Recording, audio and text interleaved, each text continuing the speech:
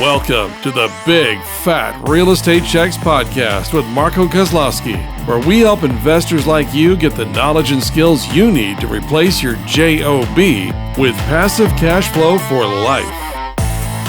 Hey, Marco here. I really wanted to share with you our earlier podcast that we created. Now, our mics were not the best, but the content was really strong, and I know you will learn a lot. We had an absolute blast recording this, and I know you're absolutely going to love it as much as we loved recording it. This extremely content-rich information will not only give you the edge in your real estate investing business, but in everyday life. Enjoy. Welcome back. In this episode, we're going to be discussing knowing your exits before you begin. We've already discussed the traps, the trials and tribulations of falling for what's being advertised by agents and sellers. And whenever we're going into a negotiation, we want to minimize our risk and know our exits as we go along in the negotiation and when we have an agreement. And based on what could go wrong, we have an exit plan for that. And what I mean by an exit is either how we monetize the contract, how we close on the property without risking anything, and how to really protect ourselves along the way. You wouldn't go into a burning building knowing that there's no escape. That would be suicide. Same thing with any negotiation or any contract. We don't want to get into something where we know we don't have an exit. Now, of course, we're always trying to buy below wholesale. We're trying to buy the best way we can. But if we can't buy at incredible value as far as price goes, there are other ways of buying property, which is taking over debt and being okay with much smaller margins. For example, if a property is worth $400,000 and they owe $400,000, and their interest rate is very low because they were fortunate to refinance at the right time, and there's only a few years left on the mortgage. Let's say there's 7 years left on the mortgage, and their payment is, let's call it $20,000 a year. Okay, so they have it's worth $400,000, they owe $400,000, their payment is $20,000 a year, but the income that the property is generating, let's call it $35,000 a year. So if the net income of the property without paying the mortgage is $35,000, and there's a $20,000 mortgage payment, there's $15,000 left, right, of net income. And if that person wants to walk away with maybe, $5,000 because there's no money, we're actually paying $405,000 for a property that is at a 10 cap only worth, $350,000, right? But there's $15,000 left over. So the question is would I write a check for $5,000 to make $15,000 a year? Well, would you write a check for $5,000 to make $15,000 a year? Absolutely. That's not if, it's how many times would you do that? It's a 300% return on the money. So the risk is very low because, in a third of the year I'm paid back, so I'm at zero. If there's an upside, it's even better. Let's say the rents are a little on the low side. There's an opportunity to increase those rents. Maybe only 3/4 of the units are actually in operation. There might be some occupancy percentages that we can go up. So I know that my exit isn't necessarily going to be on price; it's going to be on terms. I have a saying that ADT is our security blanket. ADT is a security company. I don't know if you have ADT in the area that you live in, but it's a security company, a fairly large one, and ADT to me stands for asset at discount and or terms. So we want the discount first, but sometimes you just can't get the discount, but you can get some killer terms, and that's a whole other episode just by itself. But I'm able to to tie up the property on the terms that I'm looking for. So my exit strategy at this point is just to never actually sell it. I don't have an exit strategy other than hanging on to it until the property is paid off. So my exit going into the agreement, I know, is not a refinance because I wouldn't be able to refinance it. I wouldn't be able to get a better term than what's going on, and understand there's only 7 years left of the mortgage, which means the property's paid off in 7 years. So it's a $15,000 income, or let's call it $10,000 income, right? After only year one, well, after year one is only 10, and then it's going to be 15, 15, 15, plus whatever increase in revenue we're going to have. And in 7 years, that sucker is going to make me $40,000 a year because it's paid for. Yeah. And you only pay $5,000 for it, so I only paid $5,000 for it, but I overpaid. Yes, you So overpaid. I paid more than it's worth, yet I'm making out like a banshee because of how I bought it. So I understand my exit. Traditionally, our exit is going to be we buy it at a discounted rate, we stabilize it, optimize it, and then refinance it. And our exit is going to be to refinance, pull out as much cash as possible, take that tax-free money or tax-deferred, really, because that's you have to pay the tax at one point unless you keep 1031ing it, but it's tax-deferred, and if you do it enough, it's tax-free because you never really get to pay the tax. And by the way, that depreciation schedule that you keep rolling over dies with you.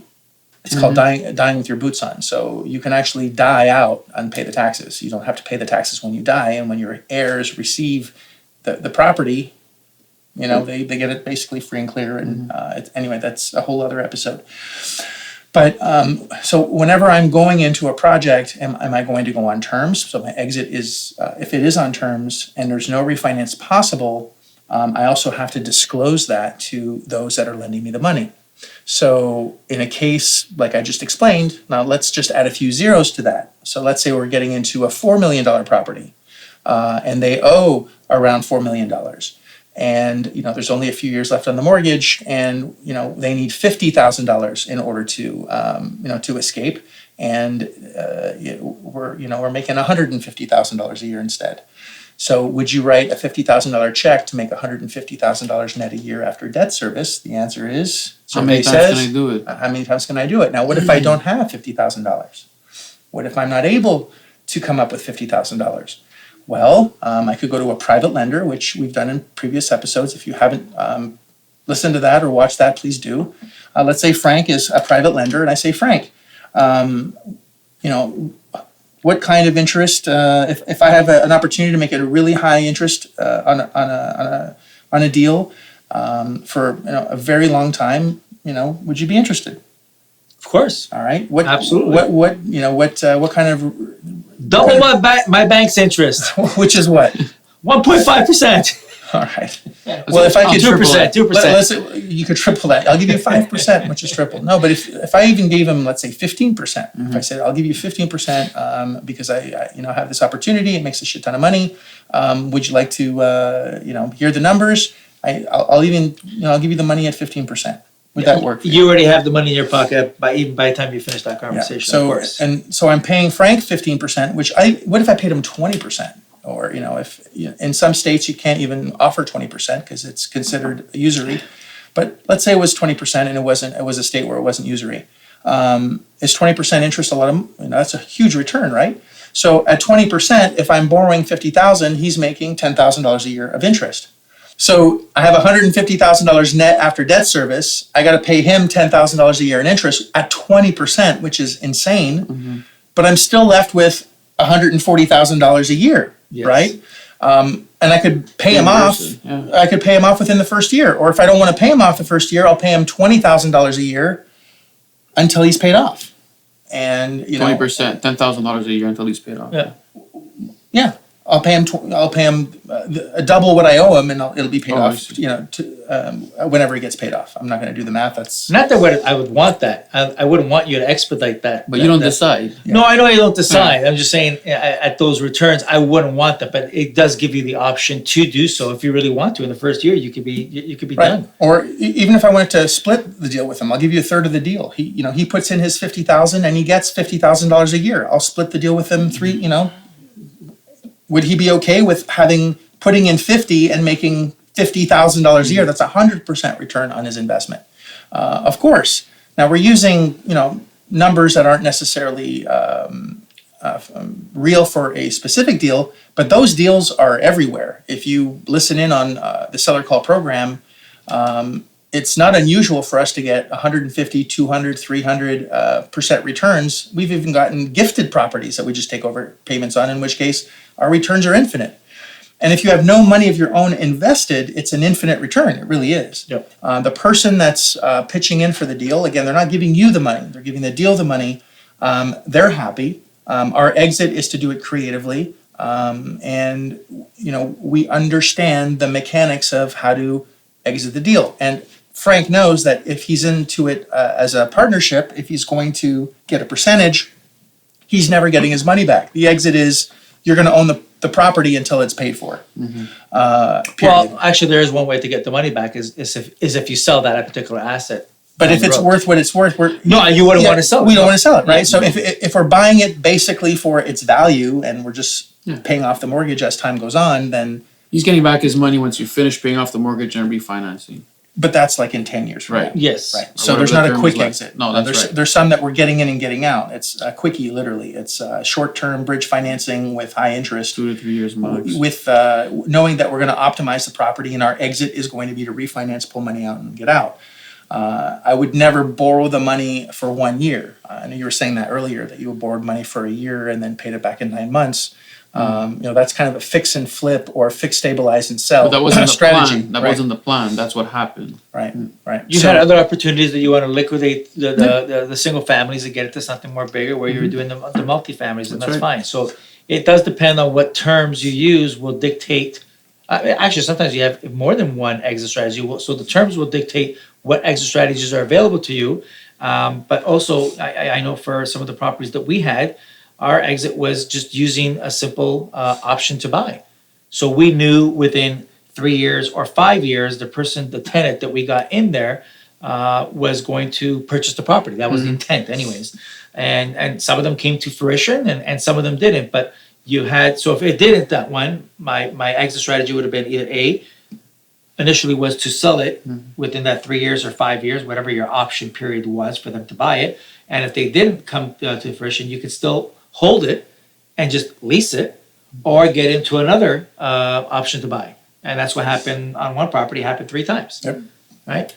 But you knew your exits before you began. You're never buying a property wondering what the hell you're going to do with it. You need to figure out, am I renting this? Will the property support the rental of this? I know too many people that buy a property and realize too late that the income actually doesn't support the debt service, and they're screwed every single month. That's a monthly seminar. That's why due diligence is super important. You paid $35,000 a year in that seminar where you were losing $2,000 a month or $3 or whatever the number was. That is a seminar every single month that hurt like hell. Correct. And you had to pay to get out of it. So not only did he lose money on a monthly basis, he had to write a check to get out of the problem, or lose his license as a CPA. His livelihood would be gone. If this sounds all Chinese to you right now, you need to go back and look at the episode where I actually discussed my my beginnings in real estate. And but terrible. Exits are important before you enter, but there's also exits before you even enter, because you might not want to enter.